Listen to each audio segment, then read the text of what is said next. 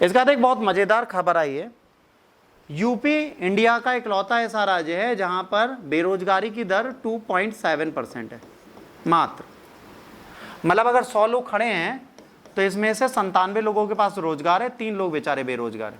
और अगर 200 खड़े तो सिर्फ 5 लोग बेरोजगार है, बाकी सबके पास रोजगार है। ये योगी का डेटा है। ये यूपी गवर्नमेंट ने रिसेंट डेटा दिया है कि हमारे अनएम्प्लॉयमेंट है ही नहीं, हमारे इतना विकास, इतने रोजगार है कि आपको क्या बताएं। फिर योगी भैया से पूछा होगा, अब ये हो सकता है डेटा किसी एनजीओ ने दिया हो, पर भाई योगी ने तो इसको यूज किया, तो योगी ने कैसे देखा होगा। योगी भाई साहब जब बैठे होंगे माननीय मुख्यमंत्री, क्योंकि यूट्यूब पे जाता है, ज़्यादा बोलेंगे तो फिर वो बुलडोजर लेके आ जाते हैं, तो माननीय मुख्यमंत्री योगी आदित्यनाथ जी ने ये डेटा किस प्रकार से देखा, उसके बारे में उन्हें पुनः क्या बोलते हैं, विश्लेषण या विलोचन करना पड़ेगा। क्यों? क्योंकि उन्होंने कोई ना कोई गलती की है। यहाँ पर उन्होंने क्या किया होगा, 10 सेक्रेटरी बैठाए होंगे, कहा तुम्हारे बच्चे की नौकरी है, उन्होंने कहा सर अभी तो 12 साल का है। दूसरे से पूछा होगा, सर मेरा भी 12 साल का है, बाकी 8 का क्या होगा, 18 साल से ऊपर होगा, कोई ना कोई नौकरी कर रहा होगा, किसी का ई रिक्शा चला रहा होगा, किसी का ऑटो चला रहा होगा, किसी का कंडक्टर होगा, कोई ना कोई नौकरी कर रहे होंगे। तो इन्होंने कहा बस 10 में 2 ही लोगों के पास नौकरी नहीं है, तो 2% डेटा डाल दो, बहुत है। इस तरीके से कैलकुलेशन नहीं होती। अगर वास्तविकता में देखें तो कोविड के बाद से साक्षरता दर बढ़ी है, बिल्कुल मानते हैं, पर रोजगार की दर घटी है। क्यों घटी है? क्योंकि हम वोकेशनल ट्रेनिंग नहीं दे रहे, हम कौशल नहीं सिखा रहे। कॉलेज से तुम पढ़ के ग्रेजुएट होके आ जाते हो, ग्रेजुएट होके आने के बाद भी, इतना पढ़ने लिखने के बाद भी तुम अपनी टोटी नहीं बदल सकते। क्या फायदा तुम्हारा इतना पढ़ने का? बुरा लगे अच्छा लगे, घर की टोटी नहीं बदल पाते तुम लोग। एक बंदा ग्रेजुएट है, इंडक्शन में लिखा है, इधर उधर बटन दबानी है, वो इंडक्शन नहीं चला पाता। यहां 12 पढ़े लिखे लोग बैठ के 6 घंटे चाय उबालते हैं, इंडक्शन में टाइमर लगा के चाय नहीं उबाल पाते। ऐसी पढ़ाई का क्या फायदा? उनको पहले तो इंडक्शन ही चलाना सिखा देते नर्सरी के जी से। आधे लोग आप में से ऐसे भी हैं जिनको चाय बनाने को दे दो तो चाय की पत्ती, चीनी, दूध सब एक साथ डाल के कहते उबल जा। ये चाय थोड़े ना, ये तो मजाक है। आपको किसी भी चीज को पकाने का तरीका ही नहीं पता और आप कहते हो मैं ग्रेजुएट हूं।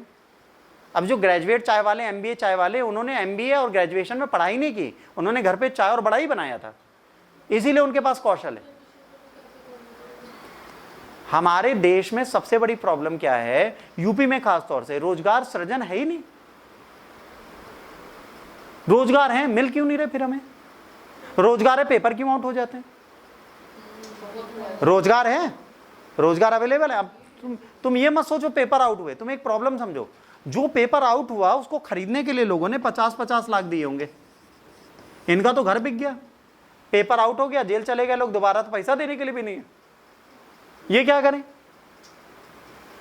तुमने नौकरी में जुगाड़ लगवा दिया, बाद में पता चला पुलिस की भर्ती कैंसिल, 15-15, 20-20 लाख सिपाहियों के भर्ती के लिए दे दिए। अब ये क्या हुआ? ये फ्रॉड हुआ। ये फ्रॉड पता उस व्यक्ति ने किया जिसने पैसा लिया, क्योंकि उसने तो जेन्युइनली अंदर देके पेपर भी दे दिया, लिंक भी लगवा दिए। अब सरकार ने रोक दी भर्ती, तो अब सामने वाला क्या दोबारा सेम पैसा लगा दे? पैसा तो खा गया ना नेता मिनिस्टर, पैसा तो खा गए ना ब्यूरोक्रेसी। अब क्या करोगे? और कोई कहे कि यूपी के अंदर करप्शन नहीं है, गलत बोलता है। India, Bharat, that is Bharatvarsha and the Hindustan, यहां करप्शन के बिना नाम तक नहीं चलता, क्योंकि डायलॉग है ना, हिंदुस्तान है मेरी जान, और करप्शन के बिना पहचान कौन चलता है। आज की डेट में आप एक फाइल नहीं मूव करा सकते और लोग कहते हैं कि हम भ्रष्ट नहीं हैं, हम सत्यनिष्ठ हैं। सत्यनिष्ठा अगर होती तो पेपर आउट नहीं होते। और बेटा बीजेपी के हारने का एक सबसे बड़ा कारण यूपी में यही है, नौकरियां ना देना, ठीक, धांधलियां होना, पेपर आउट होना। यूपी बोर्ड तक का तो पेपर आउट हो गया। अरे अखिलेश की सरकार में कम से कम इतना तो था कि पेपर लेते समय वो सीधे कहते थे हम खुलने ना कल आ रहे हैं, जिसको जो करना कर ले। सबको पता तो था कि सबके 78% आएंगे, श्योरिटी तो होती थी। सापा की सरकार में श्योरिटी थी कि नंबर आएंगे, योगी की सरकार में इस चीज की भी श्योरिटी नहीं है कि नंबर आएंगे। ऐसे कई राज्यों में होता है। समस्या ये नहीं है, समस्या है कि आप जो भी टेबल देते हो, जैसे ईज ऑफ डूइंग बिजनेस, इसमें इंडिया की रैंकिंग सुधर गई। एक बात बताओ भाई, कितने इन्वेस्टमेंट आ गए हैं 10 सालों में? हमें दिखा दो, कंपनियां बताओ कौन कौन सी आ गई। स्टार्टअप जो आ रहे हैं, जो स्टार्टअप आते हैं वो अगले दिन बंद हो जाते हैं, आज आया कल बंद। तो हमारी कंट्री में अभी भी प्रॉब्लम है कि हम एम्प्लॉयमेंट की बात तो कर रहे हैं, पर हम एम्प्लॉयमेंट दे नहीं रहे।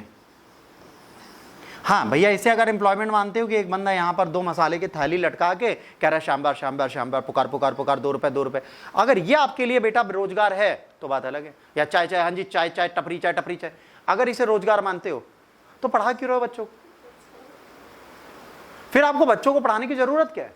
हम लोग पागल हैं जो इंस्टीट्यूशन खोल रहे हैं, आप लोग पागल हो जो ग्रेजुएट होके पोस्ट ग्रेजुएट होके पीएचडी करके बैठते हो, फिर भी नौकरी नहीं मिलती। इंडिया के अंदर पोस्ट ग्रेजुएट इतने बच्चे बैठे हैं जिनके लिए रोजगार है ही नहीं। क्यों नहीं है? Faulty education system. इस सिस्टम को बदलने वाला कोई है ही नहीं। आपने क्या किया? सर एमए की है, काहे से की है? सोशल साइंस से। कहाँ आती है? कहीं नहीं आती प्रयोग में। कहा जाता है सर खाना बनाना सीखे, होम साइंस किए हैं, क्या बनाए थे? पता नहीं, मैम कही थी चाय उबाल के दिखा दो, नंबर दे दी थी। एजुकेशन सिस्टम फॉल्टी है। हमारे यहाँ PhD is a joke.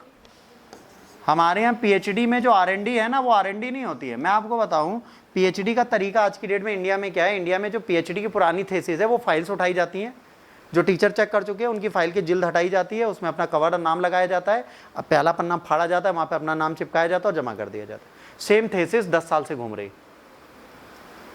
India में रिसर्च नहीं होती, इंडिया में इनोवेशन नहीं होते। जो बेचारे इनोवेशन करते हैं वो पढ़ते नहीं है। पीएचडी होल्डर इनोवेशन नहीं करता, गांव का बंदा जुगाड़ लगाता है। हमारी कंट्री में रोजगार सच में नहीं है और यूपी में तो बिल्कुल नहीं है। अगर कोई सोचता है यूपी में रोजगार है तो वो खुद को बेवकूफ बना रहे। और योगी भाई साहब के हिसाब से 100 में 2 ही लोग बेरोजगार हैं, 58 के पास रोजगार है। यहां बैठे तो हम सब बेरोजगार हैं। तो ये पॉपुलेशन, अरे ये सब छोड़ो, लाइब्रेरी में ला लें तो 200 बच्चे तो यहाँ जिसमें से एक के पास भी रोजगार नहीं है। योगी भैया कहाँ जाओगे अब? भाई कैलकुलेशन करनी है तो एक बार जेन्युइन करके आप बताइए। यूपी में रोजगार आपने दिया, इलेक्शन के बाद आप कुछ भी बोल दोगे, ये थोड़े ना माना जाएगा। ये तो चीटिंग हुई कि पिक्चर भी हमारी, एक्टर भी हम, डायरेक्टर में, प्रोड्यूसर भी हम, क्रिटिक्स भी हम लिखेंगे, नंबर भी हम देंगे, टिकट भी हम ही खरीदेंगे। तो बाकी लोग क्या करने आए? चूल्हा जलाने। तो थोड़ी चीजें बदलने की जरूरत है। और देश ऐसे नहीं बदलेगा। देश तब बदलेगा जब हमारे पॉलिटिकल लीडर, हमारी कैलकुलेटिव ऑर्गेनाइजेशंस ये राइट डेटा हमें प्रोवाइड करें। इंफ्रास्ट्रक्चर सुधारना वेरी पॉजिटिव थिंग, बट इसके साथ एम्प्लॉयमेंट जनरेट करना नीडेड, जो अभी नहीं हो रहा। अगर आप एम्प्लॉयमेंट ही जनरेट नहीं करें तो प्रॉब्लम है। भाई बार टेंडर बनाना, अब ई रिक्शे में भी कंपाउंडर चले या कंडक्टर चले तो अलग चीज़ है। हाँ जी आइए आइए, 2 रुपये 4 भाग। अरे बोलने वाले की बात है, हमें नहीं पता कितने के जाते हैं। तो सिंपल सी चीज़ है कि ये नहीं पॉसिबल है। कितना लेता है 4 भाग तक का यहाँ से? तो काय टोके तुम, जब तुम्हें भी नहीं पता तो।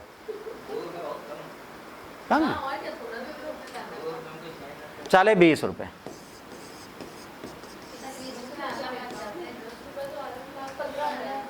तो यहाँ प्रॉब्लम क्या है? यहाँ पर रोजगार के लिए ई रिक्शे चलाना और रैपिडो और ओला बाइक्स में बाइक और स्कूटी चलाना। पढ़े लिखे लोग, करोड़पति लोग रात को बढ़िया कफन बांधते हैं सर पे, मतलब मुफलर बांधते हैं और गमछा बांधते हैं। उसके बाद बेचारे निकल जाते हैं कि मम्मी पापा को पता ना चले। शाम को 200 रुपये कमाएंगे, पौवा पियेंगे, घर आके सो जाएंगे।